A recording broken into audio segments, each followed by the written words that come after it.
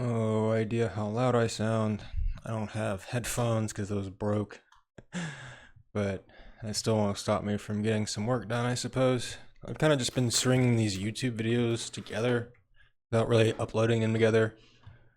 I think I'm going to do that today or tomorrow in kind of a hodgepodge way to make sure they're all uploaded, and then I'll add information after the fact. Today I'm going to spend some time on the Rutherford-Bohr Model, which is essentially,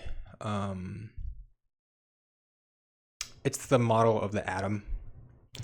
And I'm going to bring that full circle to algebraic rings, as I've said like 3 or 4 times over different videos. This is just going to be to see, this section specifically is going to be to see how good I am at explaining the concepts that have already been outlined, proven, and just used in so many different ways at this point. But this is again the math to physics part. So yeah, ChatGPT is insane. You can literally just start asking it questions, and what we used to do was go to university and study these concepts explicitly, and we used to get things called credits. Now, as long as we understand what we're trying to ask, I don't see the pragmatic use of that kind of style of passing on knowledge anymore. GPT is fucking insane. Anyway, what I'm doing in this portion of the GPT section in the Rutherford-Bohr model is essentially asking GPT to do the hard labor of converting the Bohr model, I'm just going to use that for short, over to algebraic rings. And algebraic rings can be thought of as the Lego blocks that kind of can help you compartmentalize this finally.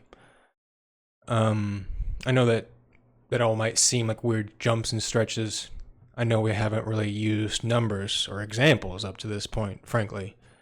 But what I'm really trying to bring home is that this is cumulative knowledge. I spend a lot of time on dimensionality for a reason, because you really need to understand how these concepts are moving through 2D and 3D space in order for you to understand how to write them down. You know, that's just kind of how our monkey brains work. You gotta see it to believe it, and if we can't see it in our mind's eye, then we're just wasting time. We can explain these concepts to, grade schoolers, and we can start, not these ones specifically, but we can start that conversation by simply having them think about circles, blocks, blah, blah, blah. We already do that. I mean, we give them Legos. We give them blocks to play with. How we bring physics back to math is through sinusoidal representation. I don't even know if I'm saying that right, but this is just a fancy way of saying that we need a parametric equation so that we can represent in one line of written text what we are observing in 2D space. Okay? So like I said, I spend a lot of time on dimensionality because you need to know how circles go through shit. This is the technical stuff of how that is actually written out. You don't really need to know how it's written out. In the same way, like if you take a Java course, you know what I'm saying, which is to me is like one of the most arbitrary programming courses you can take. It's this object-oriented language. And they're essentially going to dumb it down for you and say, you don't need to know what it's like to import these files in order just to set up the work that you need to be doing, such as system.out.print hello world. You know what I'm saying? They do a lot of skipping because you only need to understand the bare basics as you work your way up. So again, really making this roundabout way of finally saying, I'm going to be done talking about dimensionality. I really hope those concepts are in your head about what X inputs look like and what Y image of a set X inputs look like. Because this is, like I said, moving on. Sinusoidal 2D representations. We learned this, how to do parametric equations in geometry. So for me, that was 9th grade. Today, it's probably like 6th or 7th. But I don't know how education is going. That's how it's supposed to be going, But who knows how it's going today. But if our system can't work, then, well, I guess we're just going to put it up for free on YouTube. We got sinusoidal. We know we can write shapes down in one line of text. There we go. We can write the standard circle down, which is a Bohr model, and one line of text, which is a parametric equation. I have this link. I'm gonna put this, like I said, I just linked this shit for free in my channel and in the descriptions.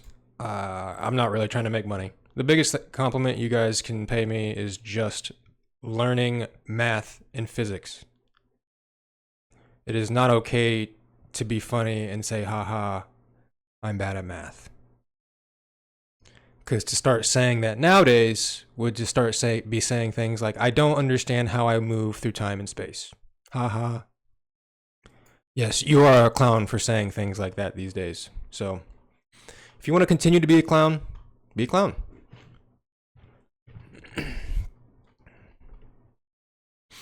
I'm kind of just fast forwarding. What I really wanted to skip through was this.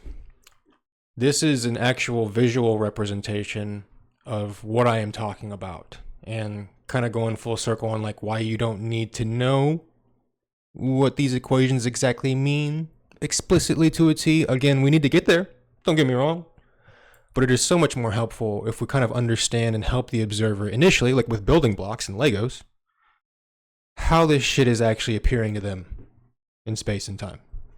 All right, and we do that rather easily by just explaining to them what a ring is. Remember, all a ring is just a product of inputs and outputs. A ring, by definition, is an algebraic expression or a set of. It is a set that is closed under addition and multiplication. It's also got some other properties like the identity element, and etc. But this is essentially an algebraic building block. It is quite literally a ring, in the same way I hold my fingers together and look at you through said ring. You know what I'm saying? We can begin to express this ring in many different ways.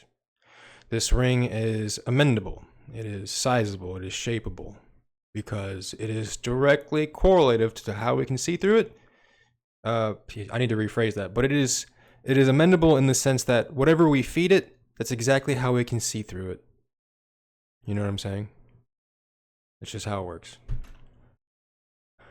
So once we can start getting the observer to understand that their attention quite literally is a ring, and there's a lot of rings that can dictate our attention.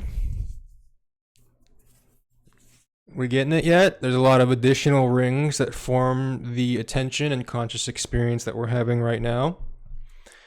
And your conscious attention, hopefully it's on what I'm saying, is the list of ever-flowing inputs and outputs. And the only time that you know it's actually happening, the only time that you can process an experience, is once you have it. Lo and behold, this lines up with the rest of physics.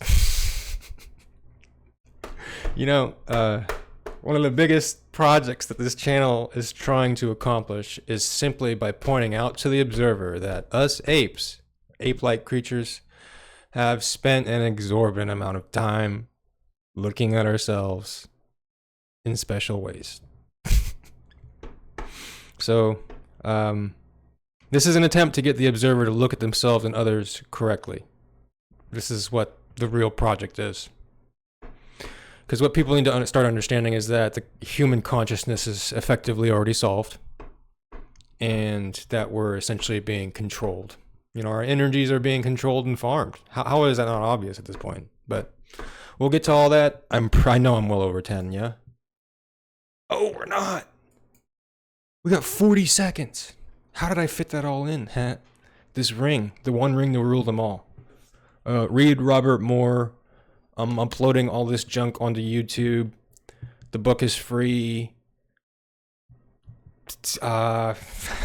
Just please tell people how math works, because it's really important, or we're gonna die. Have a great one.